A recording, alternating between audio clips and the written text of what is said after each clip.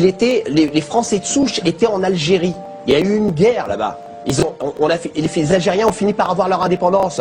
Je suis né ici, on n'a pas de questions à se poser. On a juste des problèmes avec des hommes politiques qui ont un teint bien blanc, bien couperosé, et qui tout d'un coup voient des tronches comme la mienne.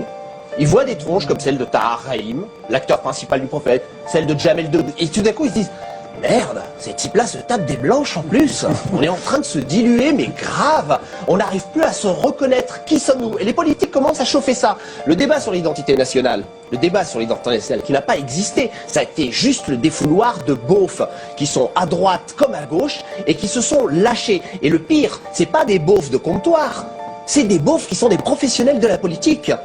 Et ils n'arrêtent pas de brandir la menace de musulmans qui voudraient prendre le pays. Si les Arabes dans ce pays, les musulmans de confession, étaient aussi dangereux que les médias le prétendent par la voix des politiciens, il y a longtemps que le pays serait à feu et à sang.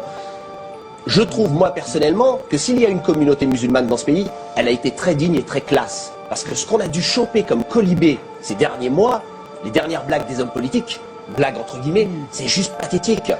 Donc quand on parle d'assimilation, moi je suis né dans ce pays, j'écris en langue française, je parle français, j'ai un cerveau encore plus développé que certains Français de base, donc j'ai pas de souci avec ça. Donc on ne me parle pas d'assimilation et qu'on ne me parle pas d'intégration.